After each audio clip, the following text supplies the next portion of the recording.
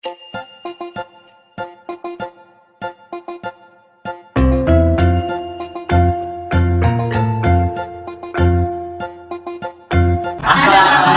warahmatullahi wabarakatuh.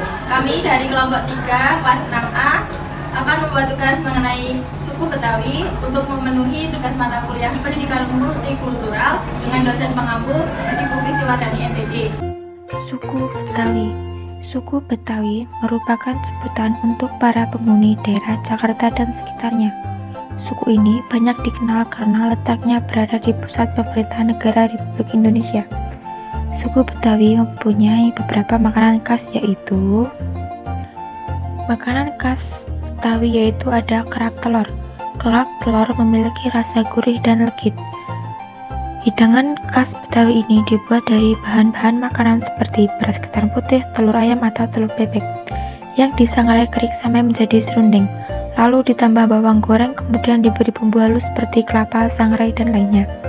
Hal unik dari kuliner khas Betawi ini adalah cara memasaknya. Telur dimasak, ketika setengah matang akan dibalik wajahnya menghadap panas arang dari anglo, lalu dibiarkan seperti itu sampai matang sehingga menjadi kerak. Nah, untuk makanan khas yang kedua adalah roti buaya. Roti buaya memiliki peran penting dalam pernikahan adat Betawi.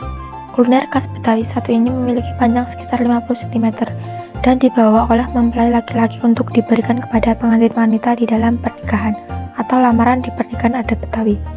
Roti buaya ini memiliki makna tersendiri bagi warga Betawi, yaitu sebagai ungkapan kesetiaan pasangan menikah yang dipercayai masyarakat Betawi secara turun-menurun. Dan yang ketiga yaitu soto Betawi. Soto Betawi merupakan kuliner khas Betawi dari soto santan dengan isian daging sapi, beserta jeroan dan organ sapi dan hewan lainnya seperti ayam. Banyak orang menggemari jenis soto khas Betawi ini. Penggemarnya tidak hanya orang di Jakarta, masyarakat lain di berbagai daerah di Indonesia juga gemar menyantap masakan khas Betawi ini.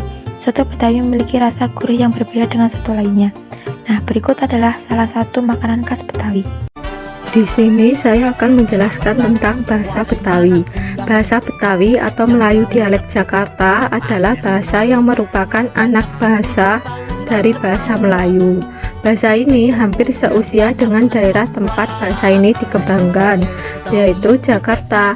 Bahasa Melayu dialek Jakarta atau bahasa Betawi terdapat kosakata yang tergolong yaitu Betawi Kau, yang dipengaruhi oleh bahasa Melayu Polinesia dan bahasa Kawi Jawi.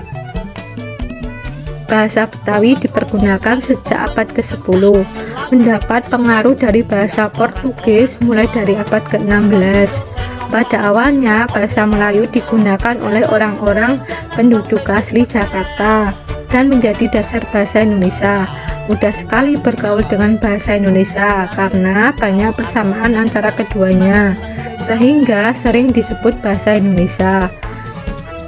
Dialek Jakarta, perbedaan utama hanya pada ucapan sejumlah kata-kata yang pada keduanya bahasa itu belum ada.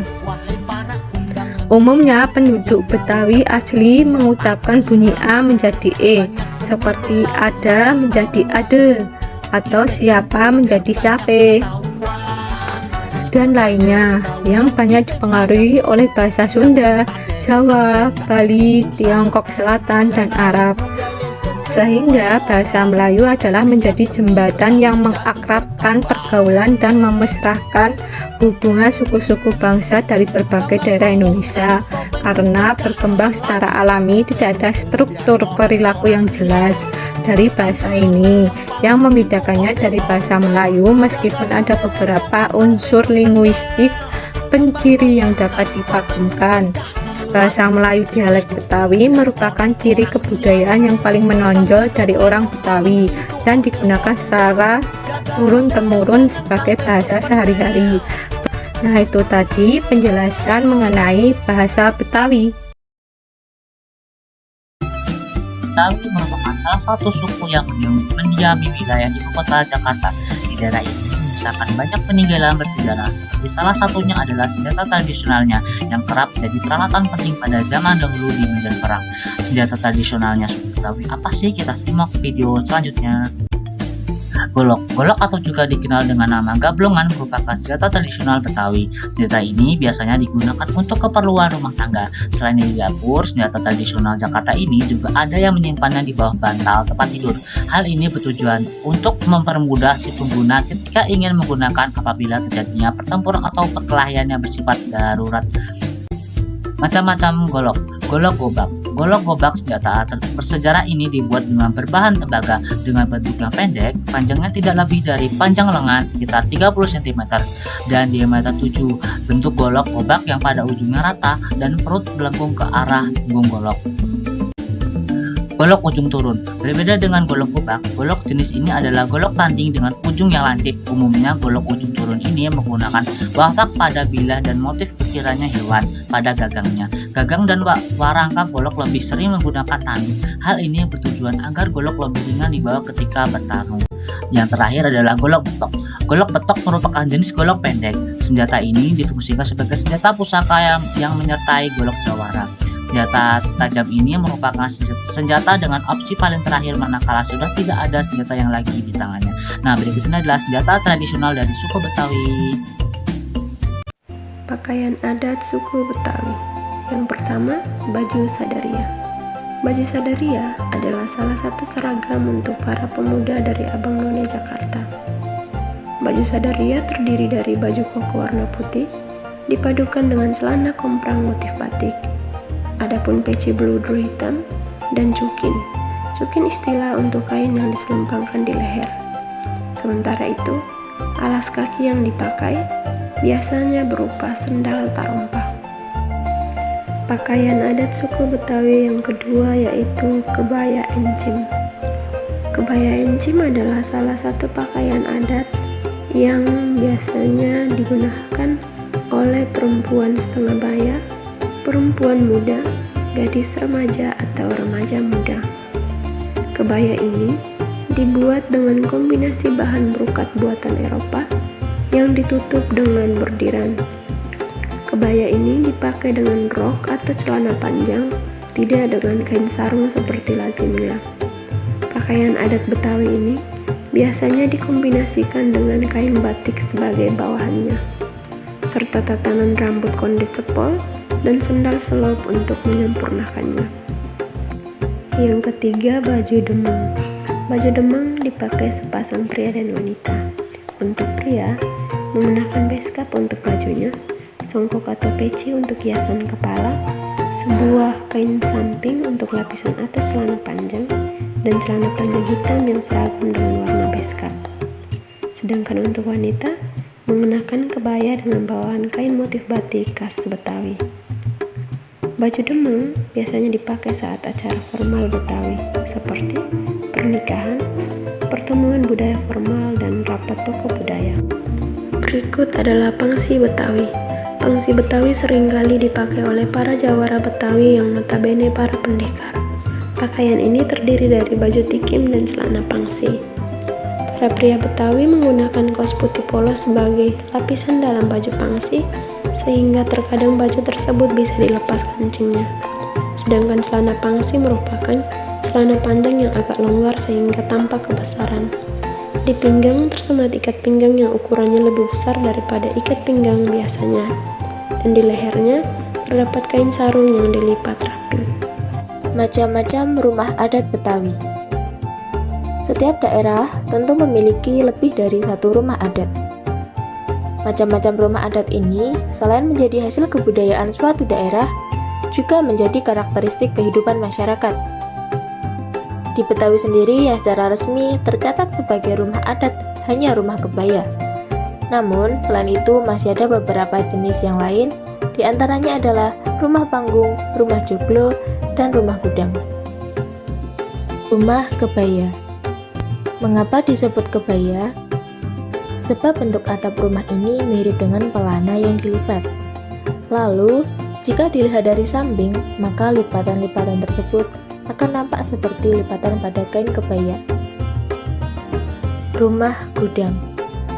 Adapun bentuk rumah gudang yaitu memanjang layaknya sebuah persegi panjang. Atapnya memiliki struktur pelana di atas dilengkapi dengan ornamen jurai dan perisai. Lalu struktur kudanya dipakai untuk struktur atap pada rumah gudang. Biasanya, rumah jenis ini akan banyak ditemukan di pedalaman. Rumah panggung. Material yang dipakai dalam pembangunan rumah panggung sebagian besar adalah kayu.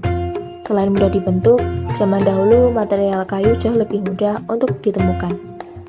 Rumah jenis ini biasanya dijumpai di daerah pesisir pantai. Rumah panggung yang tinggi telah disesuaikan dengan daerah pesisir, jadi apabila ada pasang air laut, rumah masih aman dan tidak terendam air. Rumah joglo. Selain dikenal sebagai rumah adat Jawa, rumah joglo juga dikenal sebagai rumah adat Betawi. Meskipun begitu, keduanya tetap memiliki perbedaan. Apabila rumah joglo Jawa memiliki atap seperti trapesium, rumah joglo Betawi memiliki atap seperti perahu yang terbalik.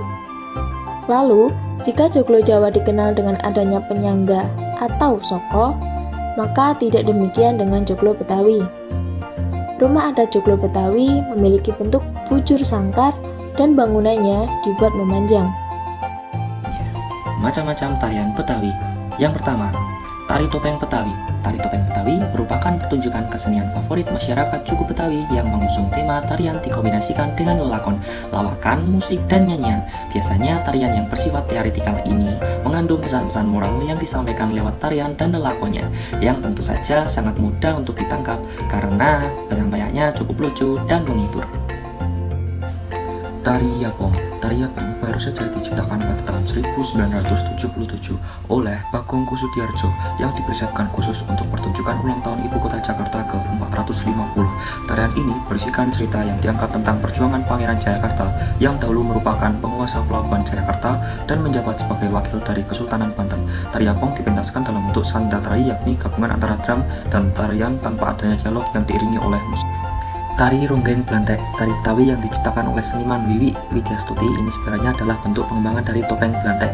Bahkan nama Blantek pada tarian ini pun berasal dari peralatan musik pengiring pada topeng Blantek yang berbunyi blang-blang tek-tek. Tari Sirih Kuning. Menurut sejarah, terciptanya tari sirih kuning sebagai salah satu jenis tari Betawi adalah karena terinspirasi dari tari joget sebagai tari pergaulan. Itulah mengapa tarian ini dilakukan secara berpasangan antara penari laki-laki dan perempuan. Umumnya tarian ini akan dipentaskan untuk menyambut tamu dan memeriahkan acara-acara khusus seperti pernikahan. Tari Zapin. Sesuai dengan namanya, tari Betawi yang satu ini tentu saja berbeda dengan tari Zapin Melayu. Dilansir dari Dinas Kebudayaan Jakarta.go.id, keberadaan tari Zapin Betawi ini lebih dominan akan perpaduan budaya Arab dan Betawi. Tari tradisional yang satu ini pertama kali dibawa oleh para pedagang Arab asal Yaman alias kaum Hadrami. Suku Betawi memiliki tradisi menarik dalam melaksanakan upacara pernikahan. Banyak ritual atau adat yang harus dijalani tahap demi tahap. Yang pertama adalah ngedelengin, yaitu proses mencari calon, upaya mencari atau menemukan kesamaan visi dan misi antara seorang lelaki dengan seorang perempuan dalam rangka membina rumah tangga. Kemudian ada proses ngelamar. Ngelamar adalah proses permintaan resmi oleh keluarga pihak laki-laki kepada keluarga pihak perempuan. Setelah lamaran diterima oleh pihak perempuan, dilanjutkan dengan acara bawa tanda putus atau tundangan. Masyarakat sekarang lebih mengenal dengan nama tunangan atau tukar cincin. Arti dari tanda putus adalah bahwa si calon none atau pengantin perempuan telah terikat dengan seorang lelaki dan tidak dapat lagi diganggu-gugat. Sebelum bertemu dalam pernikahan juga terdapat adat prosesi palang pintu, yaitu dengan saling beradu pantun dan saling beradu silat sebelum mempelai laki-laki dapat menjemput atau bertemu dengan mempelai perempuan.